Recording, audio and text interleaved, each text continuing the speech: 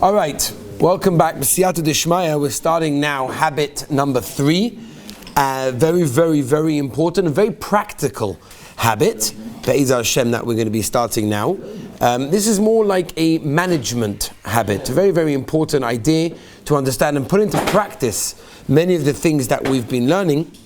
Stephen Covey calls this practice putting first things first. That's what he calls the third habit of the 7 habits, putting first things first. So it's basically implementing much of that we have learned until now, and making it very practical, making it very real.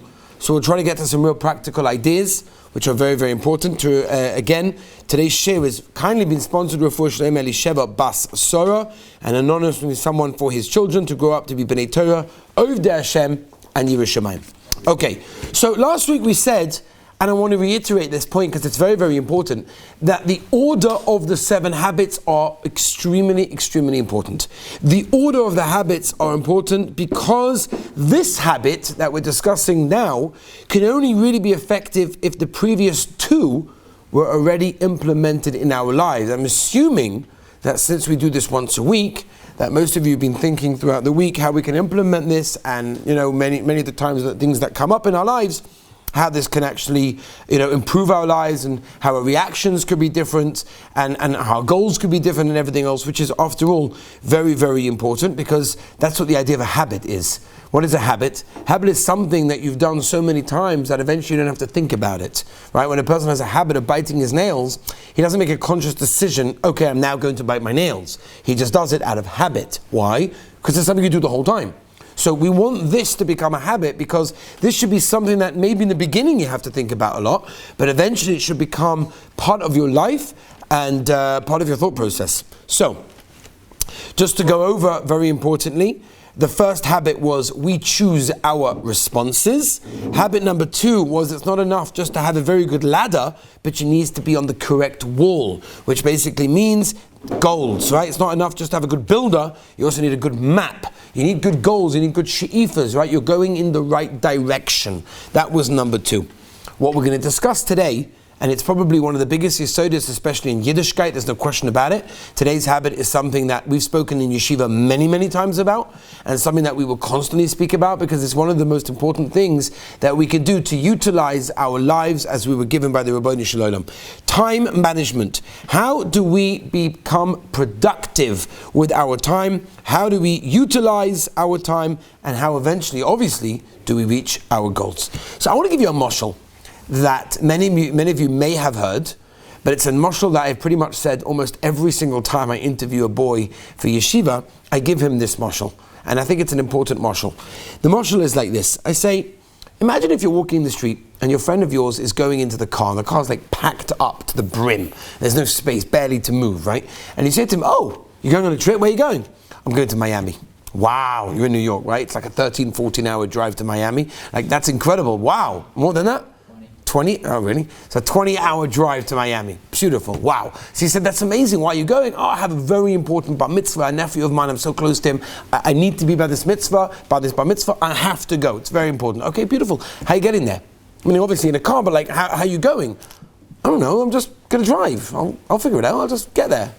You can't just do that. You can't do a 20-hour drive to Miami from New York just by driving. Yes, you have a car, and yes, you have a destination, and your goal may be a beautiful goal. But if you don't know what's going to reach you to that goal, if you don't know the practical steps, how to take you to that goal, you can have the best goal in the world, but you're never going to get to that goal. And that's what I say. I got it in parentheses and inverted commas. I always say you can have a beautiful goal, what you want to do in yeshiva, right? The common words are, I want to grow. I don't know what that means, but everybody wants to grow. Everyone has beautiful goals. Okay, great goals. How are you getting there? Which yeshiva is going to take you to that goal? It's a very important idea. We have many goals in our lives. And by the way, many of us in future will have wonderful goals. We want to have great marriages. We want to have great relationships with our children. We want to make a lot of money. Got many great goals. Okay, what are you doing lemaisa to get you to those goals? That is, in a nutshell, today's habit. And that's why it's such an important idea to implement in our lives. And I want to be very, very clear. Often people get it mixed up, and they think that habit 2 and habit 3 are basically the same idea. And I want to show you that's not the case, right? They're really not the case. Habit 2 is almost like an imagination. You're looking into the future. You're seeing the goal, right? Not in a physical way, you can't see it, but in an emotional way, right? In an imaginary way, you're looking at the goal. What should my goal of my life be? This is totally the opposite. This habit today is the ability to focus on detail, to be practical, to focus on the now. How is today going? What am I doing today that will eventually get me to my goal? Of course, now, habit number 2 is to have the goal, because if you're going somewhere, where are you going? That's why you have to have the order. The order Stephen Covey put them in is number 2 and then number 3. First, have the goal. Understand what's the direction. Which train are you going on, as we said last time? But once you know the direction, what are the practical steps to get you there? And if you don't have today's habit good, then you're never going to get to number 2. Okay, so there's an order to everything. It's almost like we mentioned last week. You can have the most incredible leader, great professional director. The goal is there. The mission statement for the company has been set up. It's wonderful, but if it's not being managed properly, then practically speaking, it's just not going to work.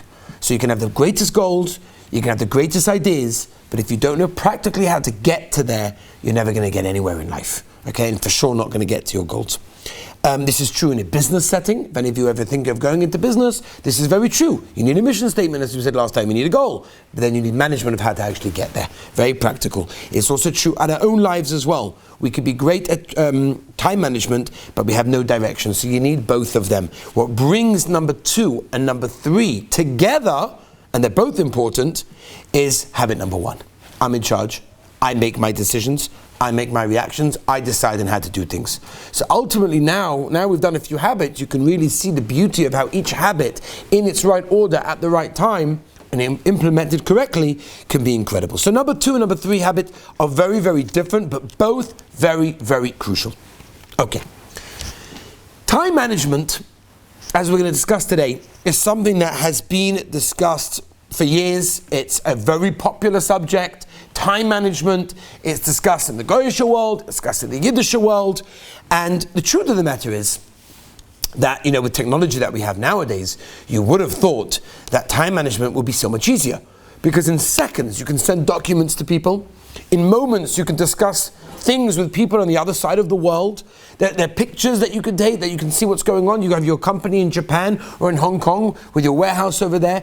Beautiful. You get pictures within seconds of what's going on, deciding in a moment, yes, no, continue, not continue. So theoretically, with technology that we have, everything should be very, very efficient, everything should be simple, and it should have made our lives easier. We know that's not the case, unfortunately, and we know that it's only made our lives much more complicated. How many people work in companies that they are expected to be working out of hours? They're expected to be working well into the night because you have a phone, you have a computer. There's ways of figuring things out. You don't have to be in the office anymore. And it's made things very, very inconvenient, and therefore time efficiency is something very, very real, very important, not only to a business person, but even to a yeshiva bocha, even to a housewife. Anyone that deals with anything, a bocha in yeshiva needs to know, how do I utilize my time? I'm here for a certain amount of time, a few weeks left to the end of this month. What am I going to do to use and utilize my time in the best and most efficient way to reach my goal? A housewife needs to cook, needs to clean, do the laundry, various things before her husband comes home, before the kids come in from school. How do we efficiently use our time? This is the most incredibly important idea to remember in all walks of life. Interestingly enough, it seems to be the first mitzvah in the Torah. What is the very first mitzvah in the Torah? Which is basically the idea of making a luach, making a calendar. It's all about time. Everything has its place. Yomim Tovim, Shabbosim, everything has its place in the Jewish calendar. Time efficiency. It's all about everything being set up, scheduled, and in the correct thing. And that is basically what the first mitzvah in the Torah is. That means and tells us how choshev and how important this idea is. By Avram Avinu, the Torah tells us, V'Avram bo bayomim. He came with his days. That's how we literally translate it. V'Avram bo bayomim. He came with his days. What does that mean? What does it mean Avram came with his days? What does that mean? So the answer is a person can be very, very old, but he has nothing to show for his age. Avram Avinu happened to be old, but he wasn't just old. Bo bayomim. He came with his days. When you wish someone long life, right? You want to wish someone, after a yortzeit, or if they lost a loved one or something similar to that, what do you wish them? You wish them a long life, right? You wish them long life. That's what you wish someone. Where does that come from? Where does it come from? You wish someone a long life. So it comes from a Hebrew saying, which is Arichas Yomim. Now that's translated as, again, we translate it as have a long life, but it's Arichas Yomim. That means long days, right? In other words, what we're saying is utilize the days, utilize what you have. We said famously the Ramah, right, who is basically the Ashkenazi Psak of all Klal Yisrael of Ashkenazim, only lived for 33 years, and in that small amount of time wrote 33 Sfarim. Some of which are, classic Sfarim that every single house has and uses and goes by, because he used his days. So there's no question that the idea of time consumption and efficiency is a very, very important and a very Jewish idea. I want to move on to some very practical. Now you're going to have to listen very, very carefully, and you're going to have to absorb this because we're going to go backwards and forwards, but this is a very crucial idea. So listen carefully, and if you have time to go to Stephen Covey's Third Habit inside the book, it could be even more beneficial, but I want to tell you what he does. Stephen Covey basically splits up all of our time into two categories. What are the two categories of time that he splits them up into? Number one, importance, and number two, urgency. Those are the two categories that Stephen Covey fits in our lives. Number one, importance, and number two, urgency. Let's define. Importance is defined as something that we value. Something that we value is important to us. It's many of the things that basically that we mentioned or we might have thought about in habit number two. The goals that we have, these are important things. These for us are important. Whether it's our Yiddishkeit, whether it's our relationships, whatever it is, it's things that are important to us. Generally, fall into category number two, the habit number two. What's urgency? Urgency can be things that are not important. For example, the phone is ringing and ringing and ringing and ringing. Doesn't mean it's important. Right, Stephen Covey brings this example. Doesn't mean it's important. You have to answer right now. Many people, I don't know, kids have this thing. No, the phone's ringing. You just have to answer it. It's nothing important, but I just have to answer. It's urgent. It's now. It needs my attention right now. A bill needs to be paid right now, or you're going to get a fine. Something similar to that. It's urgent. Is it the most important thing in the world? No. Paying electricity may not be the most important thing in the world, but it's very urgent, because if not, they're going to cut you off. So these are important. These are urgent things. Now, let's go a stage further now. Stephen Covey now splits everything we've said into 4 quadrants. Okay? I'm going to mention the 4, and then we're going to go into them. Quadrant number 1 is things that are urgent and important. Quadrant number 2 are things that are not urgent but important. Quadrant number 3, things that are urgent but not important. And quadrant number 4, things that are not important and not urgent. Is everybody with me? Okay? Again, let's go very quickly and then I'll explain them one by one. Quadrant number 1, things that are urgent and important. Quadrant number 2, not urgent, but yes important. Quadrant number 3, urgent but not important. Quadrant number 4, not important and not urgent. Let's go through them one by one, and you'll see that many of the things that we do in our regular day fall into 1, or sometimes 2, of these quadrants. Let's go to number 1. Urgent and important. The number 1 on the list, the first quadrant that Stephen Covey explains, urgent and important. Basically, responding to a crisis. Right? Something that has to be done right now, or I just won't be able to survive. Right? You're at work. There's a major problem. You've got to speak to the boss now. If I don't speak to the boss right now, the production line is started. Who knows what's going to happen? It's urgent, and it's very, very important for my business. Right? Very important. There's a problem with the relationship. Whether it's a problem with a spouse, whether it's a problem with a child. There's a major problem, a crisis has come up. It's urgent for now. It cannot wait. It's also very important. Right? It needs to be taken care of. You forgot to buy your wife a birthday card. Urgent and important. Right now. It's got to be done now. You forgot to buy matzah and it's Erev Pesach. It's Erev Pesach. You haven't got matzah. It's both urgent. It can be done right now. And it's also very, very important. So that is quadrant number 1. Quadrant number 2. Quadrant number 2 is non-urgent but important. These are the things, by the way, that get us to our goals, but they don't have to be done right now. They're not urgent for now. They're important, but not done this minute. For example, the time that we spend with our children, the time that we spend with our spouses. Does it need to be done right now? No. Is it important? Absolutely. But it's not urgent for now, but it's very, very important. Exercise. Exercise is very important. It's very important. Does it need to be done right now? No. But it's very important. Whatever your value is, whatever is important to you, That is something generally, like I said, it's a part of habit 2. These are the things that fit into quadrant 2. They're not urgent, but they are important. Quadrant 3, urgent, but not important, right? These are like annoying things. Generally, they're important to somebody else, but not to me. I'll give you an example. Let's say you took a package from, you went to America, somebody asked you, do me a favor, you could take a package for me. Sure, I'll take the package, no problem. So you bring the package, it's in your suitcase, and you get phone call after phone call after phone call from the person that belongs to the package to, and he's like, can I have my package? And he's driving you crazy. He's driving, it's so important, I need it right now. If I don't have it right now, who knows what's going to happen? It's quite urgent. Is it important? No, it's not important to me at all. It's urgent to somebody else. Well, it's important to somebody else, but it's not even important to me, right? So therefore, these things are urgent, they need to be done now, but they're not important. And the fourth quadrant is not important and not urgent. What fits into that category? Going on the internet. Just browsing around to see what's going on. Is it important? No. Is it urgent? Definitely not. Just wasting time, schmoozing, going on TV. Just things that have no meaning to them. They're not important and they have no urgency whatsoever. If I were to ask you, out of these 4 quadrants, which one, if you're still holding in the cheshbon, which one is the most important quadrant? Which one would you say? The first one? Important but not urgent.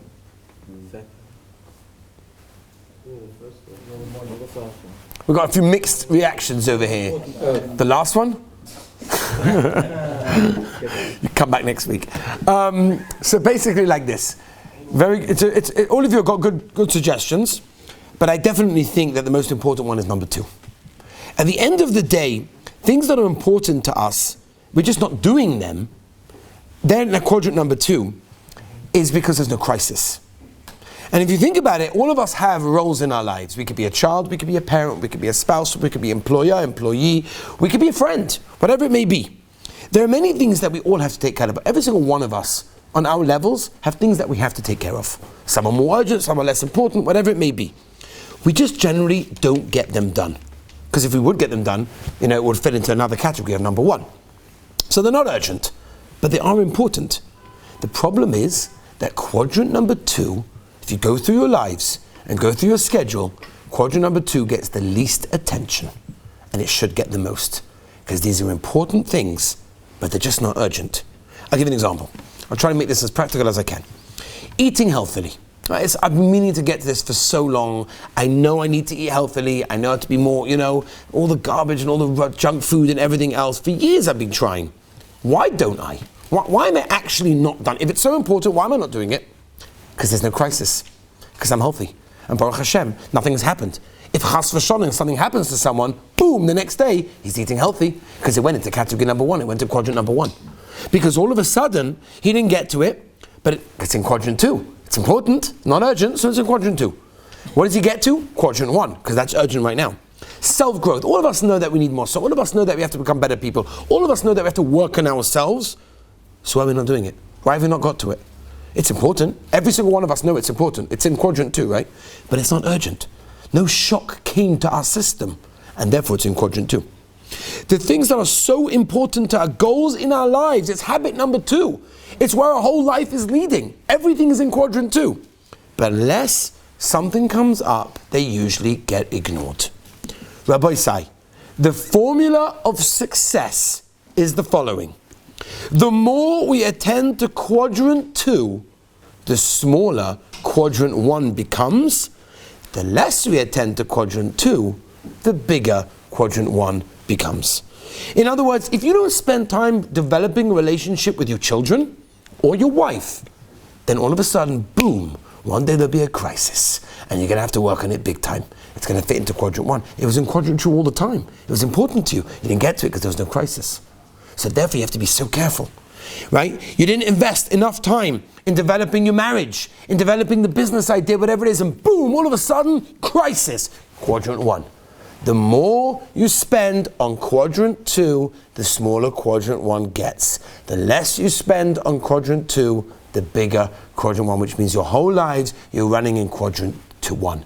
You're busy fixing crisis, as opposed to quadrant 2, which many of you even realized on your own is the most important quadrant, because it's everything we have in life. It's the most important thing that we have to remember. The question is, how? How are we meant to do this? So Stephen Covey has got a tremendous amount of different ideas. I want to share with you a few of them.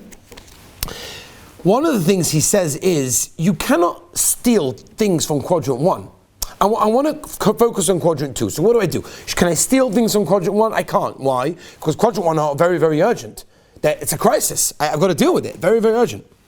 So the trick is to focus, and this is going to take a lot of thought, because right now I'm talking quadrant 1, quadrant 2. You're going to have to think and the things in your life, what they fit into, and go over what we said and how many things in our life fit into one of these categories.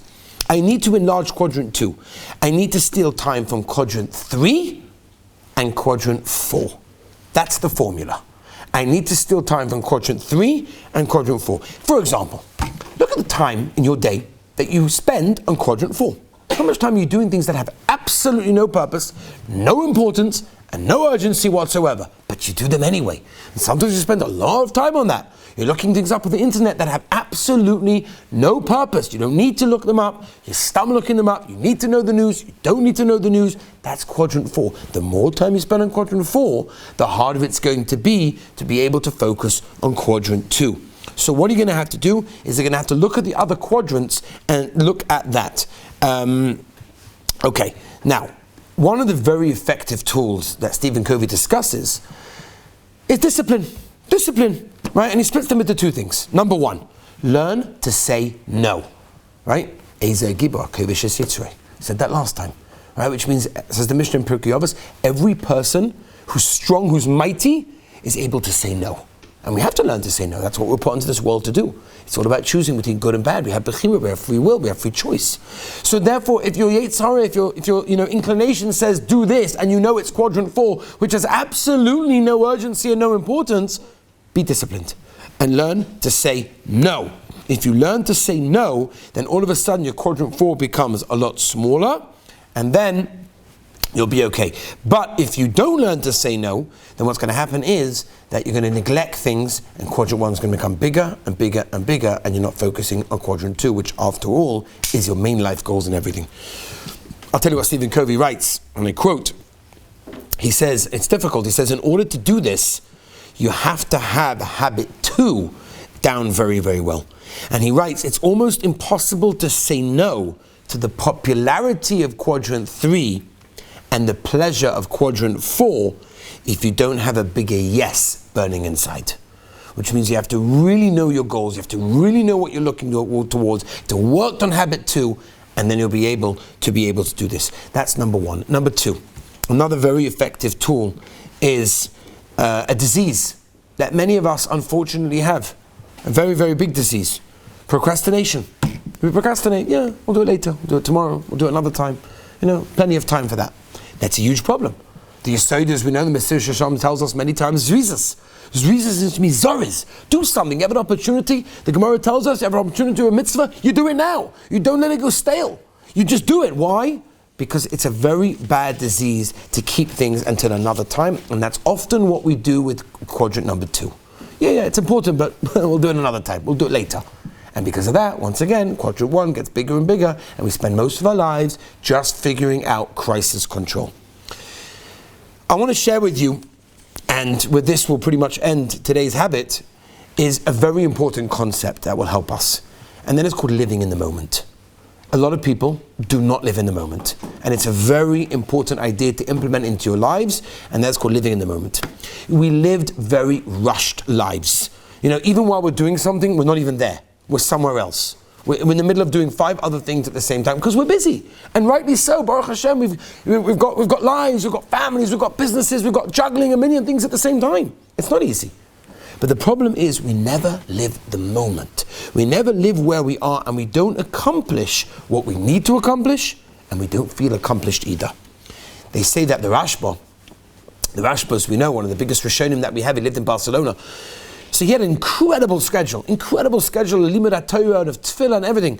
But they bring down that he used to have every single day a walk for half an hour, and during that walk, there was nothing else that existed. He was living that walk. Whatever he was doing, he needed that space, he needed the time, he needed the privacy, whatever it was, whatever reason he did, he lived it. He wasn't busy somewhere else, doing something else, thinking about something else. He was there. People live for the moment, but don't live in the moment. That's the problem. I'll tell you Mordechai Maisa. That the Lubavitcher Rebbe told over a story about his father-in-law. His father-in-law, who was the Rebbe at the time, and the Lubavitcher Rebbe was much younger, so he had to once go, his father-in-law had to go on a very, very, very important meeting to Russia, to meet with some of the top government officials, a very important mission for Klal Yisrael, a very important mission for all the Jewish people. It was very, very important to do that, and a lot depended on this trip. There was one particular train that he had to go and get. If he missed that train, it would delay everything, it wouldn't be good. He had to get the train, he had to be in the meeting, it was crucial. So the Lubavitcher Rebbe talks about the idea that he walked into his father-in-law's study a half an hour before his father-in-law had to leave to this train. Very important meeting. A lot of Klal Yisrael were waiting for this. And he said that he saw his father-in-law immersed in a sefer as if it was a Wednesday afternoon. As if not a care in the world, I'm in the middle of learning, and he was shocked. He was shocked. Yeah, going to a busy meeting, thinking this, that, talking, whatever. Learning a sefer as if nothing happened. So he said that he just couldn't control himself.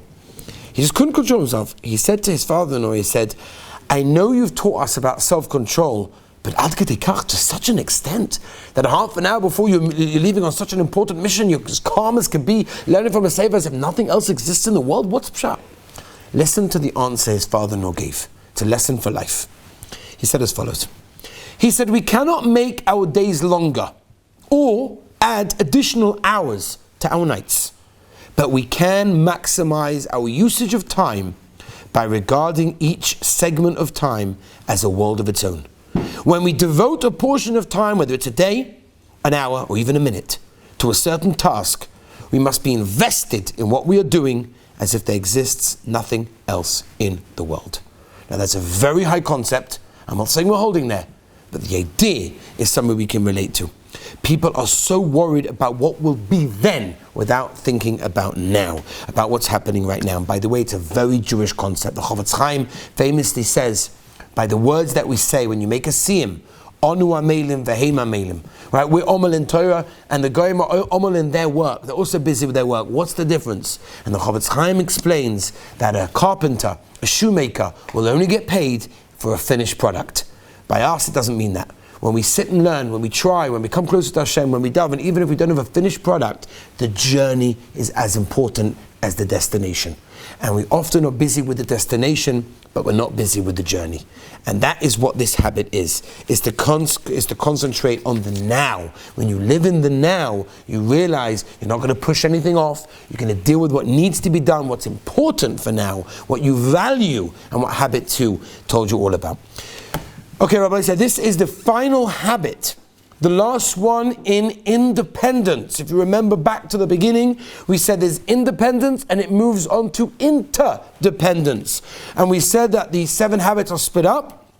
And the first 3, which we just finished, are the first 3 habits that work on ourselves from the inside, which we've spoken about today, management of ourselves. Now we have to graduate and move on to interdependence, which basically means we don't live in a bubble, we don't live by ourselves. It's all beautiful to work on ourselves, which is what we do in the last 3 weeks, but now we have to take that and translate that work into something of working with others and use what we've talked about and use what we've worked in our relationship with other people, whether it's our spouses, our children, our roommates, our friends, our co-workers, whatever it can be. The next 3 habits, we're taking the first 3 habits and using them to the various relationships that we have. In Mitzvah Hashem, join us next week.